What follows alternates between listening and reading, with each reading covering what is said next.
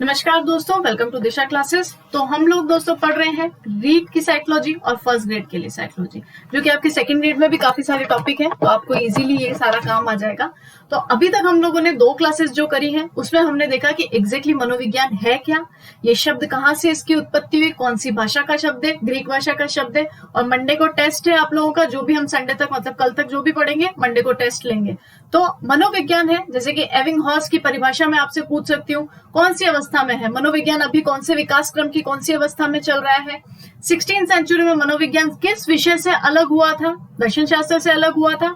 तो जब 1590 में रुडोल्फ कोएकिल ने जो किताब लिखी जिसे मनोविज्ञान का प्रथम ग्रंथ कहा जाता है, कौन सी, साइकोलॉजिया नाम की किताब, जिसमें साइकोलॉजी शब्द का प्रयोग किया गया है। सबसे पहले 16th सेंचुरी में कौन से विज्ञान के रूप में पढ़ा जाता था, आत्मा के अध्ययन के रूप में पढ़ा जाता था। देन 17th सेंचुरी के अंदर हम कौन से अध्ययन के रूप में पढ़ते थे, मन के अध्ययन के रूप में पढ़ते थे।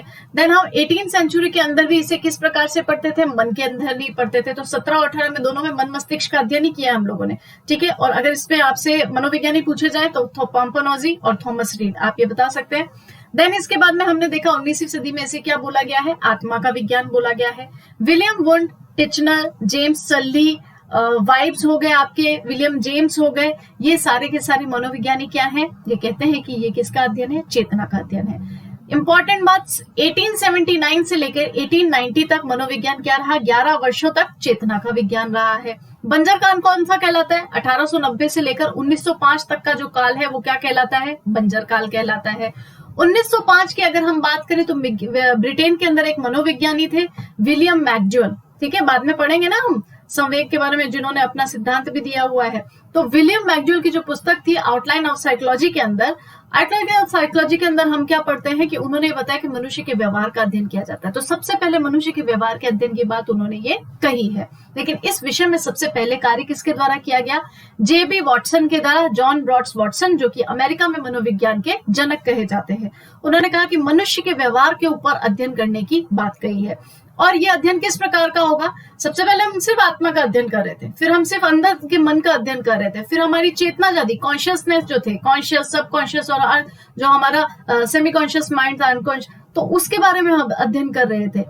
तो उसके बाद में बात क्या आई कि अब मनोविज्ञान व्यवहारिक रूप में पढ़ा जाना चाहिए, व्यवहारिक रूप में, जो कि क्या होगा, मनोशारीरिक होगा। तो व्यवहार का जो अध्ययन है, मनुष्य के व्यवहार का अध्ययन, जो कि जेबी वॉटसन के द्वारा बताया गया है, वो किस प्रकार का है, मनोशारीरिक अध्ययन है, ठीक है, जिसमें बहुत सारी चीजें मैंने आपको बताई थी कि ये मस्तिष्क से नियंत्रित होता है और शरीर से प्रदर्शित होता है। अभी आप लोग, क्योंकि ये रिकॉर्डेड सेशन है तो लाइव आंसर नहीं कर पा रहे, जब लाइव सेशन होगा तो क्या होगा, मैं कोई बात बोलूंगी, आपके दिमाग में हो जाएगी, आप उस चीज को रिस्पॉन्ड करेंगे और कमेंट सेक्शन करेंगे। या फिर जब भी आप इस क्लास का रिकॉर्डेड देखेंगे, आप देखेंगे कि रिवीजन चल रहा है, आपके दिमाग में चीज आएगी, अच्छा उस दिन तो ये बताया था। जैसे पहली क्लास हुई थी तो उसमें 1890 से 1950 लिखा हुआ था, जो उसमें मिस्टेक था थोड़ा सा, तो मैंने आपको सेकंड क्लास में बताया कि बंजर काल 1905 तक का है, ठीक है। तो थोड़ा सा अवेयर होकर पढ़ो क्लास के अंदर, कोई चीज कहीं पर टाइपिंग मिस्टेक में हो जाती है तो उसको कमेंट सेक्शन में लिख दिया करो, तो आपको क्लियर भी कर देंगे। कमेंट किया करो, क्लास देखा करो, अगर टू दी पॉइंट साथ में पढ़ोगे तो आपका एग्जामिनेशन में कोई भी सवाल गलत नहीं होगा। तो 2 प्रकार की क्रियाएं हमने देखी थी, एक तो होती है संक्रिया प्लस क्रिया, जो कि कौन कर रहा है, मनुष्य ऐसा व्यवहार करता है। पहले हम सोचते हैं, मस्तिष्क में प्रक्रिया चलती है, उसके बाद हम अपनी प्रेजेंटेशन जो भी होती है, क्रिया होती है, वो बाह्य रूप से करते हैं। यानी कि संक्रिया दिमाग में हो रही है और क्रिया बाहरी रूप में हो रही है, तो वो बाह्य रूप की हो गई। और इस प्रकार का व्यवहार कौन करता है, मनुष्य करता है। और क्रिया प्लस संक्रिया, पहले क्रिया करना, बाद में उस बारे में सोचना, कई बार मनुष्य भी इस तरह का कार्य करता है, लेकिन ये किस प्रकार का व्यवहार हुआ, पशु तुल्य व्यवहार हुआ। तो ये 4 इंपॉर्टेंट थी। और फिर उसके बाद में आया कि भाई अनुभूति तथा व्यवहार का अध्ययन और मानव प्रकृति का अध्ययन, इसको आप 5th टॉपिक के रूप में भी देख सकते हो, ठीक है। तो इसके समर्थक कौन थे, एडविन जी बोरिंग थे। ये क्या थे, इन्होंने मानवीय मनोविज्ञान के अंदर मानव प्रकृति का अध्ययन किया है। और एक आर्य बैरोन है, जिनकी परिभाषा है जो उन्होंने 2003 के अंतर्गत दी थी। और उन्होंने क्या बोला इस चीज के बारे में कि मनोविज्ञान की सबसे अच्छी परिभाषा है कि मनोविज्ञान व्यवहार तथा संज्ञात्मक क्रियाओं का विज्ञान है। ऑब्वियस सी बात है, इतनी सारी चीजें जो हमने पढ़ी हैं वो इसी को दर्शाती है।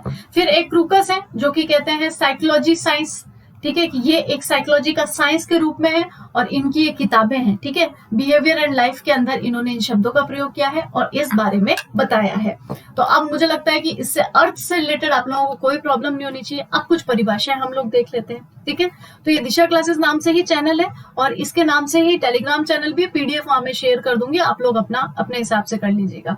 और अब परिभाषाएं देख लेते हैं। कुछ लगभग 100 से 120 कुछ ऐसे सिद्धांत और परिभाषाएं मैंने छांटी हुई है, उसको थोड़ा सा मैं टाइप करके आप लोगों को दे दूंगी ताकि एटलीस्ट वो रट लेना। उनमें से आपका 101% कोई ना कोई सवाल तो फंसेगा ही फंसेगा, चाहे रीड दो, चाहे फर्स्ट ग्रेड दो, चाहे सेकंड ग्रेड दो। तो अब कुछ परिभाषाएं हैं जो कि बार बार एग्जाम में पूछी गई, इसलिए मैंने इनको मेन लिया है, और भी लेंगे सारी परिभाषाओं को। तो यहाँ पे एक व्यक्ति है जिनका नाम है क्रो एंड क्रो। तो अब ये क्रो एंड क्रो क्या कहते हैं मनोविज्ञान के बारे में, कि मनोविज्ञान मानव व्यवहार एवं मानव संबंधों का अध्ययन है। ठीक है, तो इसको आसान तरीके से अगर ध्यान में रखना, भाई स्टेटमेंट आ गया, मनोविज्ञान मानव व्यवहार और मानव संबंधों का अध्ययन है। ठीक है, तो आप इसको ऑब्वियस सी बात है के क्रो एंड क्रो, तो ये दो लोग हैं जो क्या बोल रहे हैं, मानव व्यवहार और मानव का संबंध। ऑब्वियस सी बात है, व्यवहार रखिएगा तो संबंध तो बनेंगे ही बनेंगे। तो इसको कि क्रो एंड क्रो क्या कहते हैं, मानव व्यवहार मानव संबंध। ऑलमोस्ट परिभाषा इसी तरीके से बनी हुई है। सिगमंड फ्राइड, ठीक है, जिसने अपने मन पे कार्य किया था, 3 प्रकार के मन बताए थे उसने, सिगमंड फ्राइड ने। ठीक है, चेतन मन, अवचेतन मन और अर्धचेतन मन। तो ये क्या कहते हैं कि ये अचेतन मन का अध्ययन है, अचेतन मन का अध्ययन, यानी कि जो मन के अंदर चीजें हैं एग्जैक्टली उनके बारे में सोचना। मनुष्य इसी प्रकार का तो होता है, बाह्य तो कुछ और प्रदर्शित करके देता है, लेकिन उसके दिमाग में क्या चलता रहता है, बहुत सारा अध्ययन चलता रहता है, बहुत सारी चीजें चलती रहती है। हमारे माइंड में चलता है ना, एग्जाम देंगे, आप क्या करेंगे, आप पढ़ेंगे, ये करेंगे, वो करेंगे, तो ये सारी चीजें जो दिमाग में चलती है। तो सिगमंड फ्राइड ने क्या बोला कि भाई मनोविज्ञान तो क्या है, अचेतन मन का अध्ययन है। ठीक है, जो कॉन्शियस है, एक तो मैंने आपको बताया था कि भाई सब कॉन्शियस हुआ और अनकॉन्शियस हुआ, तो जो हमारा एक अनकॉन्शियस माइंड है ये सब उसके अंदर चलता है। ठीक है, कई बार आप देखते हो ना कि आपके सामने कुछ घटनाएं होती है तो हमें लगता है ये तो हमारे साथ पहले भी कभी हुआ है, इस तरह की सारी चीजें हुई है। क्यों दिमाग में आता है ये, क्योंकि आपके अनकॉन्शियस माइंड में मे बी वो सिचुएशन कभी ना कभी थी या आपने पहले से वो चीज सोची हुई थी, तभी हमें ये फील होता है कि ये हमने पहले कहीं देखा है, ये हमारे साथ पहले कभी हुआ है। तो एक विद्यार्थी के मन में तो इस तरह की जो शंकाएं हैं वो इस प्रकार की चलती रहती है। तीसरा इंपॉर्टेंट स्थान कौन है, विलियम वुडवर्थ। ठीक है, ये जो अनुभव वाली जो बात है ना, अनुभव वाली बातें विलियम वुडवर्थ ही करता है कि भाई ये किस प्रकार का विज्ञान है, कि ये एक इस प्रकार का विज्ञान है कि जो अनुभव पे आधारित है। वो सारी चीजें हैं, हमारे आसपास जो चीजें हो रही हैं, हमारे जीवन में जो आभास है, ये देखो आभास, प्रभाव देने वाली प्रत्येक घटना, प्रत्येक क्रिया क्या है, व्यवहार है।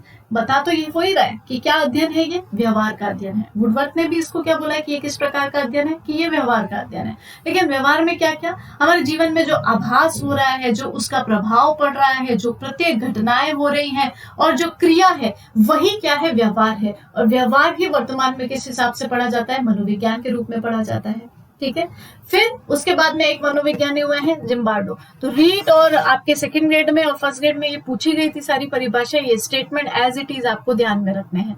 ठीक है, अब जिम्बार्डो क्या कहते हैं कि मनोविज्ञान जीवधारियों के व्यवहार का विज्ञान है।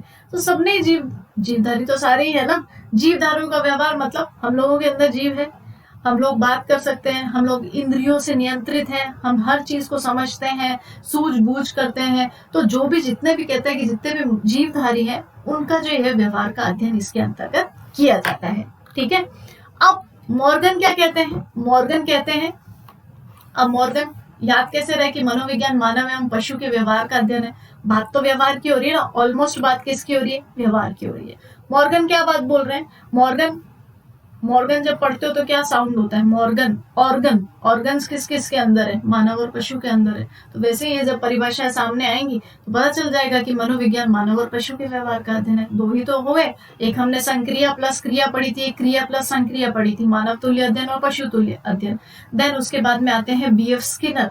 स्किनर क्या कहते हैं, स्किनर कहते हैं कि मनोविज्ञान जीवन के सभी प्रकार की परिस्थिति में मानव प्रक्रिया का अध्ययन है। ठीक है, अभी बहुत सारे स्टेटमेंट्स भी आएंगे, धीरे धीरे हम लोग स्टेप बाय स्टेप पढ़ेंगे कि जितनी भी परिस्थिति है, जो मनुष्य की परिस्थिति होती है, जो आसपास का पूरा व्यवहार है, सारी चीजें हैं, वह मनुष्य के ऊपर असर डालती हैं। तभी तो स्टेटमेंट्स आएंगे ना कि तुम मुझे एक बालक दो, मैं इसको कुछ भी बना दूंगा। अब ये स्टेटमेंट भी आपको सोमवार को पूछा जाएगा कि ये स्टेटमेंट किसके द्वारा दिया गया है। तो मनोविज्ञान वातावरण के जितने भी व्यक्ति हैं उससे संबंधित क्रिया का क्या कहलाता है, अध्ययन कहलाता है। ठीक है, तो अब धनात्मक विज्ञान भी इसको कहा है, किसने कहा है, वॉटसन ने कहा है। ठीक है, जॉन ब्रॉड्स वॉटसन ने इसको धनात्मक कहा है, इसको निश्चित भी कहा है। फिर वुडवर्थ जो थे, वुडवर्थ क्या बोलते हैं, एक बहुत अच्छा स्टेटमेंट है विलियम वुडवर्थ का, मैं बता रही हूँ आप लोगों को, ये जो हमने परिभाषाएं पढ़ी ना, विलियम वुडवर्थ का एक स्टेटमेंट है कि क्या कहते हैं विलियम वुडवर्थ, सबसे पहले मनोविज्ञान ने अपनी आत्मा का त्याग किया, फिर अपने मन और मस्तिष्क का त्याग किया, और उसके बाद उसके अंदर चेतना आई, उसने चेतना का भी त्याग किया, और अब हम वर्तमान में उसे व्यवहार की विधि के रूप में पढ़ते हैं। ये विलियम वुडवर्थ का है, इसको भी पूछा जाता है तो आपको ध्यान में रखना है। ठीक है, और बीएफ स्किनर का भी है कि जो मनुष्य है वो जीवन में बहुत सारी परिस्थितियां, बहुत सारी प्रक्रियाओं का अध्ययन करता है, बहुत सारे प्राणों की प्रक्रियाओं का अध्ययन करता है, जितने भी प्राणी हैं। इन सभी प्रक्रियाओं का मतलब क्या हुआ, इन सभी प्रक्रियाओं का मतलब हुआ व्यवहार। ठीक है, तो प्राणी की सब प्रकार की जितनी भी गतिविधियां हैं, उसका जो समायोजन है, उसकी जो क्रिया हो रही है, जो वो अभिव्यक्त कर रहा है सारी चीजें, वो क्या कहलाएगी, एग्जैक्टली क्या कहलाएगी, वो एग्जैक्टली मनोविज्ञान कहलाएगा, व्यवहार का अध्ययन कहलाएगा। तो ये कुछ इंपॉर्टेंट परिभाषाएं थी, और भी परिभाषाएं आएंगी अभी, उनको ध्यान में रखना है। बाकी आपको वो सारे जो सिद्धांत वगैरह और बोल रही हूँ वो आपको मिल जाएगा। अब हम बात करते हैं, किसी भी चीज की प्रकृति देखनी पड़ती है ना, कि भाई इसकी प्रकृति क्या है। अर्थ समझ लिया, क्या मतलब होता है, सारी चीजें देख ली, मनोविज्ञान है क्या हमने समझ लिया। अब मनोविज्ञान की प्रकृति किस प्रकार की है, एग्जैक्टली है क्या। आपने बोला व्यवहार का अध्ययन है, ठीक है, कोई बोल रहा है इसमें जो है अनुभवों का अध्ययन किया जाता है, कोई कह रहा है कि आत्मा का अध्ययन था, कोई मन मस्तिष्क का अध्ययन कर रहा है, कोई चेतन मन पे कार्य कर रहा है, कोई मन के बारे में बता रहा है कि ये एक चेतन है, अवचेतन है, अर्धचेतन मन है, सिगमंड फ्राइड के द्वारा, है ना। तो अभी कोई बर्फ के शिलालेख से भी इसकी संज्ञा करेगा, धीरे धीरे स्टेप बाय स्टेप आएगा। तो मनोविज्ञान की प्रकृति किस प्रकार की है ना, उसका नेचर किस प्रकार का है। तो मनोविज्ञान नियामक और विधायक दोनों है। ठीक है, मनोविज्ञान जो है नियामक भी है और विधायक भी है।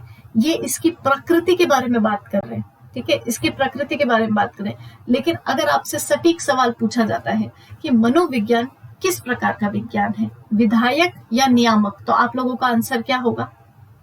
मनोविज्ञान, मेरा सवाल सुनना, मनोविज्ञान विधायक विज्ञान है या नियामक विज्ञान है। इन दोनों में डिफरेंस कर लेते हैं, फिर आप मेरे को कमेंट सेक्शन में बताना कि मनोविज्ञान किस प्रकार का विज्ञान है। नियामक का मतलब क्या होता है। नियामक, देखो इस शब्द में ही इसका मतलब समझ में आ रहा है। नियामक, नियम कानून, जो मूल्य है, जो मॉरल्स है, उस पर आधारित है। जो भी चीज होगी, जिस भी चीज के बारे में हम पढ़ेंगे, एक विद्यार्थी को ये बताना कि तुम्हारे ये मूल्य है, तुम्हारा धर्म होना चाहिए, तुमको किताबें पढ़नी चाहिए, तुम्हें इस विषय वस्तु पर जोर देना चाहिए, तुम्हें तो ये सब्जेक्ट बहुत अच्छे से पढ़ना चाहिए, है ना। तो क्या होना चाहिए, इस पे ज्यादा जोर दिया है। एग्जैक्टली क्या कि क्या होना चाहिए, यानी कि भविष्यवाणी की है, बट फिर भी अब भविष्यवाणी शब्द से ये मत समझना कि मनोविज्ञान में तो भविष्यवाणी की जा सकती है, स्टेटमेंट सही है ये, लेकिन एग्जैक्टली क्या होना चाहिए, इसका अध्ययन इसके अंदर किया जा रहा है। वहीं पे अगर हम देखें कि विधायक विज्ञान, विधायक, सबसे पहले तो देख लो विद्यालय, विद्यालय में विधायक विज्ञान पढ़ाया जाएगा, विधायक तरीके से चीजें बताई जाएगी, तथ्यों को एज इट इज आपको दिया जाएगा। ठीक है, तथ्यों को एज इट इज दिया जाएगा, स्टेप बाय स्टेप आपको पढ़ाया जाएगा। ऐसे थोड़ी कि कभी बच्चों को एडमिशन कराने गए तो 7वीं क्लास में डाल दिया, पहले से दूसरे में आएगा, दूसरी से तीसरी में आएगा, धीरे धीरे अध्ययन करता हुआ आगे पढ़ेगा। तथ्यों का अध्ययन किया जाएगा, फैक्ट्स उसको पढ़ाए जाएंगे, फैक्ट्स पढ़ाए जाएंगे, और किस चीज पे जोर दिया जाएगा, एग्जैक्टली है क्या। जब भी साइकोलॉजी पढ़ रहे हो तो क्या पढ़ रहे हो, क्या होना चाहिए ये पढ़ेंगे तो फिर बहुत टाइम लगेगा। एग्जैक्टली हमें जानना होगा कि ये है क्या, इसको किस तरीके से हम पढ़ें। तो मुझे लगता है जो मैंने सवाल पूछा कि मनोविज्ञान किस प्रकार का विज्ञान है, वो आपको एग्जैक्टली समझ आ गया होगा। कमेंट सेक्शन में इसका आंसर देना है। मनोविज्ञान के अंदर हम क्या कर रहे हैं, अगर सवाल आता है किसकी चीज का अध्ययन कर रहे हैं, व्यवहार का अध्ययन। व्यवहार किसका, मानव, पशु और पक्षी, वही मानव अध्ययन और पशु अध्ययन, पशु पक्षी एक ही बात है। फिर मनोविज्ञान में क्या की जा सकती है, भविष्यवाणी की जा सकती है, ऑब्वियसली की जा सकती है। मैं अगर मेरे पास आप लोग स्टूडेंट की तरह पढ़ रहे हैं, अगर मैं देखती हूँ कि कमेंट सेक्शन में आप लोग कमेंट कर रहे हैं, आप लोग पढ़ रहे हैं, बहुत अच्छे से रिप्लाई कर रहे हैं सारी चीजें, तो मैं भविष्यवाणी कर सकती हूँ कि हाँ ठीक है, अभी तुम्हारा जो सिलेबस है वो ऑलमोस्ट कंप्लीट हो चुका है, इसमें से तो तुम कुछ गलत नहीं करोगे। अब आरपीएससी कुछ और ही पूछ लिया अनोखा तो बात अलग है। तो मनोविज्ञान में क्या है, भविष्यवाणी संभव है। अब मनोविज्ञान के जो वर्क किस पे करता है, मनोविज्ञान किस चीज पे, अक्सर सवाल आता है ना, अध्यापक किस तरीके से वर्क करेगा। अध्यापक में क्या होना चाहिए, वस्तुनिष्ठता होनी चाहिए, वैधता होनी चाहिए, प्रमाणिकता होनी चाहिए। तो कोरिलेट करके सवाल पूछते हैं तो ये प्रमुख विशेषताएं हैं इसकी, ये नियम है कि वो वस्तुनिष्ठ होना चाहिए, है ना, एक ऑब्जेक्टिव उसके अंदर होना चाहिए, हाँ या ना, ऐसा नहीं ऐसा भी हो सकता है वैसा भी हो सकता है, संभावनाएं नहीं व्यक्त करनी है, किसी को बताना है तो कि हाँ ये इसका एग्जैक्ट आंसर होता है, मान्यता होती है इसकी, ऑब्वियसली बात है, इतने प्रयोग करेंगे तो मान्य तो हो गए। प्रमाणिक होता है, प्रयोग के बाद एक निष्कर्ष निकलता है और ये किस प्रकार का विज्ञान बनता है कि भाई ये एक प्रमाणिक विज्ञान बनता है। तो अभी इतनी सारी चीजों से हमने देखा, मुझे तो ये विधायक विज्ञान ही लग रहा है कि मनोविज्ञान किस प्रकार का विज्ञान है, एक विधायक विज्ञान है। मनोविज्ञान पूरी तरीके से क्या है, क्रमबद्ध है, ये सत्य की खोज पर क्या देता है, बल देता है। मनोविज्ञान के अंदर हम किस प्रकार का अध्ययन करते हैं कि व्यवहार संबंधी अध्ययन, क्रियाओं का अध्ययन हम इसके अंतर्गत करते हैं। ये सैद्धांतिक भी है, ये प्रयोगात्मक भी है, दोनों तरीके से इसमें ये दोनों चीजों को अपना स्थान देता है और इसमें व्यक्ति की आंतरिक क्रियाएं भी शामिल है और बाह्य क्रियाएं भी शामिल है। तो मनोविज्ञान की तुलना कुछ मनोवैज्ञानिक किसी पेड़ से भी करते हैं कि भाई एक पेड़ की तरह, अब पेड़ की जड़ें हैं, ये जो आप देख रहे हो कि भाई ये पेड़ की जड़ें हैं, ये पेड़ की जड़ें क्या है, ये दर्शन शास्त्र है, तो दर्शन शास्त्र इसकी क्या हुई, जननी, दर्शन शास्त्र इसकी क्या हुई, जननी हुई। फिर उसके बाद में जब ये पेड़ थोड़ा सा पौधे के रूप में बनने लगा, जब ये बनने लगा, छोटे छोटा सा तना इसका जाने लगा, तो यानी कि 16वीं सेंचुरी आ चुकी है और 16वीं सदी के अंदर इसे किस तरह से पढ़ने लगे, प्लेटो, अरस्तु, डेकार्टो, आत्मा के विज्ञान के रूप में। फिर पेड़ बड़ा हुआ, यहाँ तक पहुंचा कि इसकी शाखाएं निकले, तो किस तरीके से 17वीं सेंचुरी के अंदर हमने देखा कि ये मन मस्तिष्क के अध्ययन के अंतर्गत पढ़ा जा रहा है। 18 में भी, 18वीं शताब्दी में भी इसको इसी तरीके से पढ़ा गया। फिर उसके बाद में जब इसके तने निकलने चालू हुए, मतलब जो डालियां निकलनी चालू हुई, तो यानी कि 19वीं सेंचुरी आ चुकी थी। जब 19वीं सेंचुरी आ गई तो हमने देखा William Wundt, Titchener, William James, James Sully और वाइब्स, ये सारे क्या लोग बोल रहे हैं कि ये क्या है, चेतना का विज्ञान। कितने टाइम तक चेतना का विज्ञान रहा, 11 वर्षों तक। कब से लेके कब तक, 1879 से 1890। घबराना मत कि बार बार रिपीट हो रहा है, तुम लोगों का ही रिवीजन हो रहा है, मुझे चीजें याद है, मैं तो बार बार आप लोगों के लिए बोलती हूँ, ठीक है। तो व्यवहार, अब जब इसमें फ्रूट्स लगेंगे, जब इस पेड़ में फल लगेंगे, तो ये फल क्या होगा, एग्जैक्टली व्यवहार का अध्ययन है, व्यवहार का अध्ययन है, व्यवहार की अनुभूति का अध्ययन है, चाहे तो कह लो। तो विशेष रूप से तो 4 ही प्रकार है, बाकी कुछ मनोवैज्ञानिकों ने ये भी बांटा है। तो ये व्यवहार का अध्ययन कहलाया। तो इसकी जो प्रकृति है वो किस प्रकार की है, एक पेड़ से इसकी तुलना भी की गई है। तो जेबी वॉटसन 1912 से 13 में इन्होंने इस पे वर्क किया, व्यवहारवादी कहलाए, अमेरिका के थे, व्यवहार के ऊपर इन्होंने अध्ययन किया। इन्होंने बोला कि मनोवैज्ञानिक जो है एक मनोशारीरिक व्यवहार का अध्ययन है और मनोशारीरिक अध्ययन है। फिर हमने देखा कि मनोविज्ञान विधायक है या नियामक है, विधायक और नियामक में हमने अंतर भी देख लिया। तो आज की क्लास में इतना ही कि भाई इसकी प्रकृति क्या थी। नेक्स्ट क्लास में हम देखेंगे बेसिक रूप से कि इसके सिद्धांत कौन कौन से, ठीक है। सिद्धांत के बाद में हम देखेंगे कि इसमें प्रयोग कौन कौन सी चीजों का किया जाता है, जो प्रश्नावलियां की जाती है ना, इसमें प्रमुख विधियां मनोविज्ञान की है, शिक्षा मनोविज्ञान की प्रमुख विधियां कौन कौन सी है, अंतर्दर्शन विधि, प्रयोगात्मक विधि, साक्षात्कार विधि, सांख्यिकीय विधि। तो नेक्स्ट वाले में हम विधियों के बारे में थोड़ी चर्चा करेंगे, किस किसने कौन सी विधि दी है, किस प्रकार से इसको पढ़ा जाता है। फिर इसकी शाखाओं पे आएंगे, सिद्धांत और शाखाओं में हम शिक्षा मनोविज्ञान को पढ़ेंगे। तो धीरे धीरे एक एक करके पढ़ते हैं ताकि हमको अच्छे से सारा हमारा सिलेबस हो जाए, और पूरा सिलेबस पढ़ेंगे, ध्यान रखना। तो प्लीज आप क्लास देखो, मंडे को टेस्ट है, आ जाना। चलिए ठीक है, इसी के साथ हमारी ये वाली क्लास हम खत्म करते हैं और नेक्स्ट क्लास में मिलते हैं। Thank you.